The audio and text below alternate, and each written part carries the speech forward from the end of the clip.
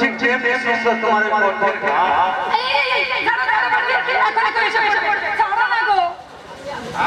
আসবে আমি কি কাউকে ভয় করি নাকি?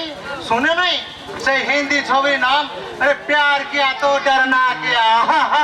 বাংলাদেশে তো হিন্দি ছবির রমরমা কেন? দেশের যা অবস্থা, দুদিন পরে এরা হয়তো বাংলা বলতেই ভুলে যাবে। একই ছোটা মানে মানে তুই এখানে? আরে তোরা, আমি তো ভাবলাম হিন্দি ছবির শুটিং চলছে।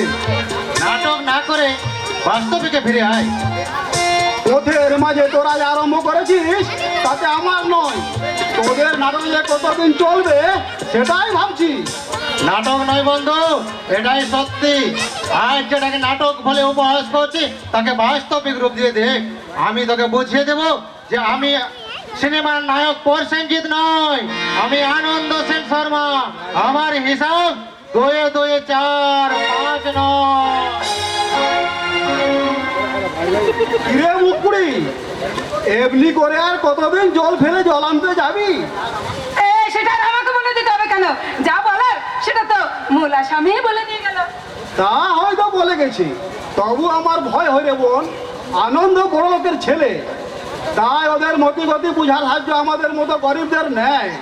তা আমি জানি রে ছোটদা, কিন্তু তবুও আমি আনন্দকে উপেক্ষা করতে পারি না। কারণ আর 5 জন ধনীর ছেলের চেয়ে আনন্দ যে সম্পূর্ণ আলাদা রে দাদা। তা আমি জানি রে পাপিয়া, তা আমি জানি। তবু কেন জানি না যে একটা অজানা আশঙ্কা আমাকে তাড়া করে বেড়ায়।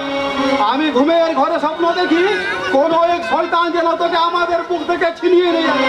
দাদা না, তা কখনোই সম্ভব নয়। পৃথিবীতে এমন কোন শক্তি নেই যে আমাদের বুক থেকে আমার একমাত্র আদরণী বোনকে ছিনিয়ে নিয়ে যায়। দাদা কি রে, তোরা 2 ভাই বোন পথের মাঝে দাঁড়িয়ে কি করছিস? না মানে কি আর করবো? আমি জল আনতে যাচ্ছিলাম না, হঠাৎ পথের মাঝে ছোটদার সঙ্গে দেখা হয়ে গেল। বল না, বল বল। হ্যাঁ হ্যাঁ, ওই দেখা হাতে গল্প জুড়িয়ে দিলাম আর কি।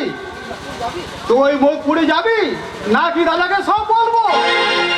যাচ্ছি যাচ্ছি, মুখ দেখো না যেন ছোড়ো কা।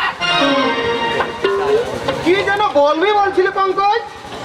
ও কিছু নয়, তুমি তো তোমার ভাই বোনকে চেনো, কখন কি যে বলি তা আমরা নিজেরাই জানি না।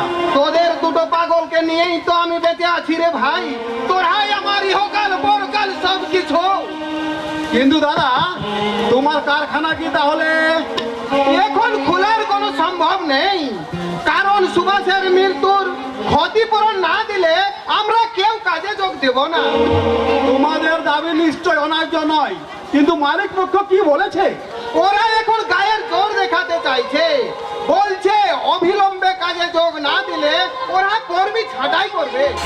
এটা কি মগের মূল্য নাকি যে তারা ইচ্ছা করলে কর্মী ছাঁটাই করবে? মগের মূল্য কিনা তার কৈফিয়ত তোমায় দিতে হবে নাকি? কৈফিয়ত নয়, এটা মানবিকতার প্রশ্ন। তাই নাকি? মানবিকতা আছে বলে তোমার দাদা আজও বহাল তবিয়তে চাকরি করছে। আমার দাদা কারো দেওয়ার দানা নয়, নিজের যোগ্যতায় চাকরি করছে। এমন ভাব দেখাচ্ছেন যেন আমার দাদা আপনার দয়ায়। এই বোঝাপড়াটা আমি তোমার দাদার সঙ্গে করব। আপনি এর কোথায় রাগ করবেন না বড় বাবু, এমনি ছেলে মানুষ।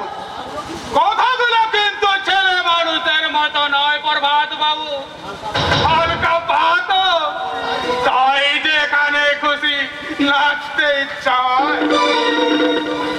What do you mean? I mean, সাঁতার শিখে জলে নামাটা বুদ্ধিমানের কাজ। বাজে কথা বাদ দিয়ে বলুন বড় বাবু, আপনি হঠাৎ আমার এখানে? জানতে চাই আপনাদের ডিসিশনটা কি, এই সঙ্গে জানাতে চাই তার প্রতিক্রিয়া স্বরূপ কি হতে পারে। নতুন করে কি আর ডিসিশন হবে বড় বাবু? কর্মরত অবস্থায় একজন শ্রমিক মারা গেছে, তার উপযুক্ত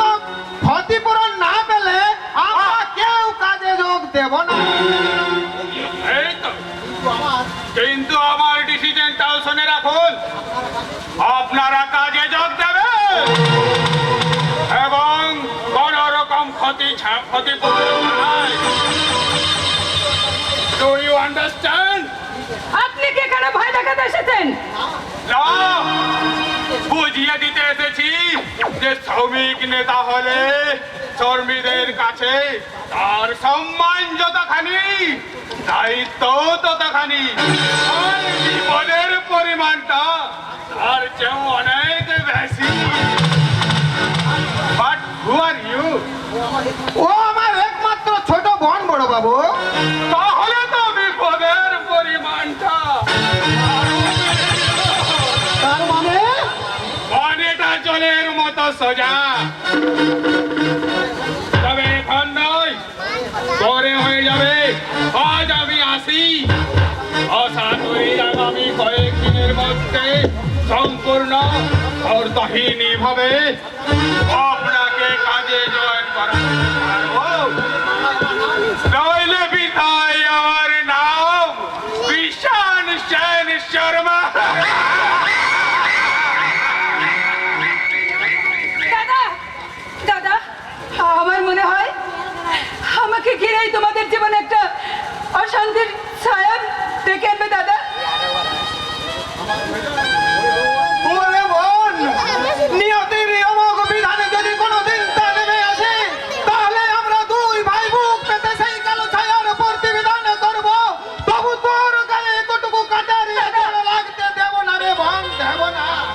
শয়তানের কালো হাত ভেঙে দিয়ে আমরা ওদের বুঝিয়ে দেবো যে আমরা গরিব হতে পারি, ওদের মতো আর্থিক কলিন্য না থাকতে পারে, কিন্তু শিক্ষা দীক্ষা মানবিক মূল্যবোধ ওদের চেয়ে আমাদের কোনো অংশে কম নয়, বরং ওদের চেয়ে